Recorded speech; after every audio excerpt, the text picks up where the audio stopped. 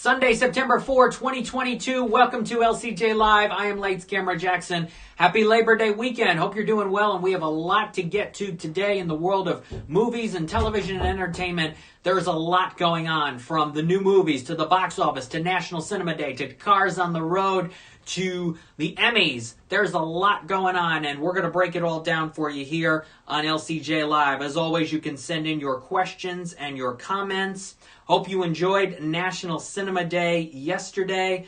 Let's see. Man, the picture quality is not very good. Let me see if I can. We may start this again. Because, yeah, that picture quality is... Let's see. It's getting a little better. It's not spectacular, but we're going to go with it. National Cinema Day, breaking news, 8.1 million people, that's right, 8.1 million people went to the theaters yesterday for National Cinema Day. $24.3 million is the box office result for National Cinema Day. Congratulations to the theaters. The theaters won yesterday. Concession stands, everybody going to the movies, supporting the theaters, loving it. Everyone loving it. I went to see Where the Crawdads Sing yesterday at a screening of more than 100 people. And yet, Crawdads still didn't even make the top 10 as far as movies yesterday of the top performing titles of the day. I saw Spider-Man, says Pixar Summer. Good for you. Here we go with the top 10 movies from yesterday according to ComScore and NATO. Top Gun Maverick was number 1. DC League of Super Pets was number 2, followed by Bullet Train, the extended cut of Spider-Man No Way Home, and The Invitation, rounding out your top 5. Then Beast, Minions: The Rise of Gru, Thor: Love and Thunder, Dragon Ball Superhero, and Jaws in 3D and IMAX. Round out your top 10. Again, they did very well. So did Where the Crawdads Sing. I think it's so cool that we had National Cinema Day. $3 tickets. Everyone supporting the movie theaters, supporting the experience of going to the movies. It was a real treat to be able to do that yesterday and support the theaters. And I hope so many of you also had the chance to do the same. Because, look, last year we had Shang-Chi and it did very well, but people were still skeptical about coming back to the movies. 2 years ago, we had Tenet this very weekend, the Christopher Nolan film, and nobody wanted to go back to the movies. Nobody wanted to see this Christopher Nolan movie in the theaters at all. People were like, why? Why are you making us risk our lives, Christopher Nolan, to go see your movie? So now here we are. People are much more comfortable going back. A lot of people there yesterday. Loved the $3 tickets. Loved the fact that they could go to the movies again, enjoy themselves, and hadn't been to the movies in several years. So really awesome National Cinema Day. I hope they do it again. I hope they do it a lot. It just goes to show when a movie like DC League of Super Pets can make almost $4 million yesterday after being out for a month and a half. Families saying, we got to go. It's only $3 tickets. That just shows you the power of the movies, the power of cheap ticket prices, and the power of the indoor theatrical experience still being something that everybody wants to experience. So there it is. National Cinema Day was a success. I'm so glad it worked out so well. So glad the marketing all week long. It was on all the shows. Everybody online was talking about it. $3 tickets. And there were theaters that were packed yesterday. Concession stands where people were waiting in line for 30 minutes. Amazing, amazing results for National Cinema Day. We don't have all the box office results yet for the entire weekend. We don't. I think some studios are waiting still, holding off on some things. But Top Gun Maverick is closing in on $700 million after this Labor Day weekend. Spider-Man No Way Home is going to make about $6 or $7 million. Super Pets making $81 million total, another $5.5 million over the 3 days. Major boost with National Cinema Day. Minions also got a major boost of a couple $1 million for National Cinema Day. It's closing in on $360 million. Thor: Love and Thunder is now up to $340 million. And Nope has crossed $120 million. A lot of movies getting the extra boost over this Labor Day weekend to get them over some thresholds. Now, we've got some films coming out this week, including Pinocchio, which is on Disney+, which I have seen. I have seen the new Robert Zemeckis Pinocchio movie. I cannot talk about it yet. And there are specific reasons why I cannot talk about it. Not only abiding by the Disney embargo, but just there are some things that people are going to be talking about with this movie that Disney does not want out there quite yet. I will say that. So Pinocchio is coming out this Thursday, along with the new Cars on the Road series, which is awesome. It is awesome. And I talked to my buddy Larry the Cable Guy and some more folks involved with Cars on the Road, and you'll get that Animation Scoop Q&A, LCJ Q&A podcast episode. They're coming up this week. Also, Barbarian, horror film getting a lot of attention from 20th Century. That is coming out in theaters. Could do okay this coming weekend. Medieval, action film I'm looking forward to checking out. Michael Caine, Ben Foster. That's in the theaters. Roy Scheider and Beautiful Blue Eyes is coming out this week. Also, End of the Road on Netflix. Ludacris and Queen Latifah. I'm looking forward to checking that out as well. So some new movies in the theaters and on streaming services this week. The Creative Arts Emmys began last night. Some animation winners include Arcane and Love, Death, and Robots, one animated short form program. And the late Chadwick Boseman, honored for his voiceover performance as T'Challa, Black Panther, on Marvel's What If Disney Plus animated series. The late Chadwick Boseman winning an Emmy Award for that. One of my favorite shows on TV, Stanley Tucci, Searching for Italy, wins again. Second season, part 1. Congratulations to them. Second half of season 2 coming very soon to CNN.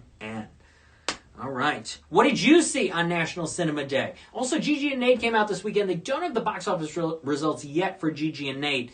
For the Jaws 3D re-release, which came in 5th after Friday, it may not actually get into the top 10 for the weekend because it totaled $870,000, $2.3 million for the weekend. I think a lot of people with National Cinema Day, Jaws made the top 10, made more than Crawdads, but a lot of people said, I want to see a new movie instead on that National Cinema Day. So that's clearly the case here of why Jaws may not actually get into the weekend top 10 for this Labor Day weekend.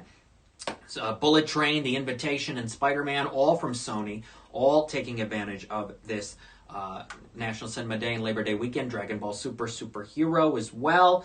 And Gigi and Nate. Honk for Jesus, Save Your Soul, which premiered on Peacock, as well as being in theaters.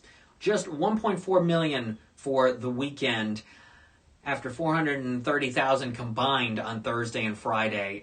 The buzz not too high. It's not a very good film. I review that and Gigi and Nate with my Too Fast, Too Films podcast co-host Mike Sargent on a new episode of the podcast, which will be up soon at toofast2films.com. We talk Honk for Jesus. We talk Gigi and Nate. We talk a little bit about Jaws.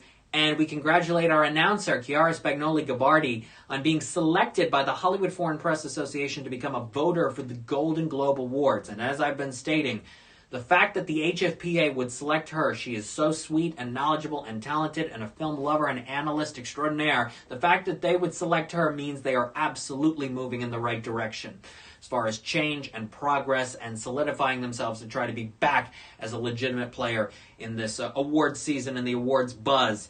And certainly with the film festival circuit going on right now with Venice and Telluride and Toronto on the way, lots of buzz, lots of movies being screened, lots of long movies being screened.